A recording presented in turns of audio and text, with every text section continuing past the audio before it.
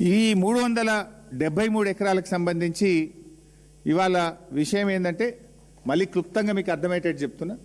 First ఈ భూమి నాది అని ఒకతను క్లెయిమ్ చేసిండ్రు. ఎవరు? శివరాజ్ బహదూర్.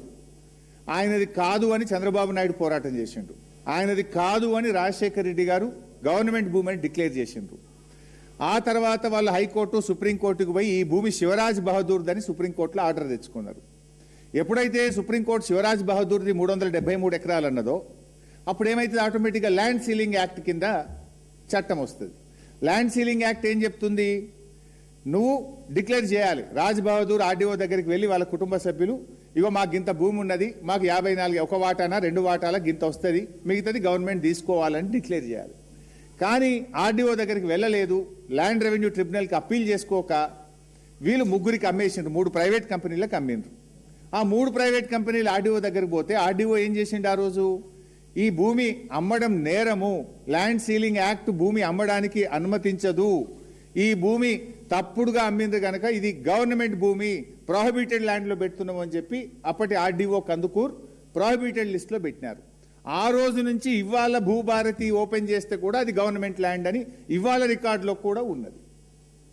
తర్వాత ఆర్డీఓ రిజెక్షన్ మీద హైకోర్టు సింగిల్ బెంచ్ ఆర్డీఓ నిర్ణయం కరెక్ట్ అన్నది, హైకోర్టు డివిజన్ బెంచ్ ఆర్డీఓ నిర్ణయం కరెక్ట్ అన్నది. దాని మీద సుప్రీంకోర్టుకు పోతే ఈ నిమిషానికి సుప్రీంకోర్టులో కేసు పెండింగ్లో ఉన్నది. సుప్రీంకోర్టు ఎటువంటి స్టే కూడా ఇవ్వలేదు. స్టే ఇవ్వలేదు అంటే high court judgement stands good. High court judgement stands good అంటే ఆర్డీఓ ఈ భూములను నిషేధిత భూములుగా పెట్టింది, stands good.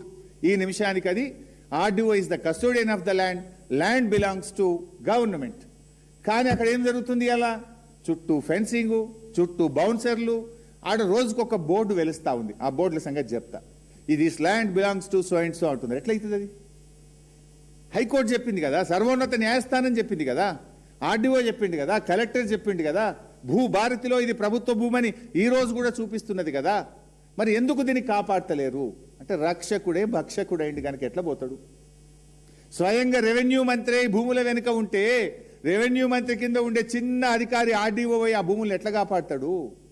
How can he save? ఆయనకు ధైర్యం ఎక్కడొస్తుంది?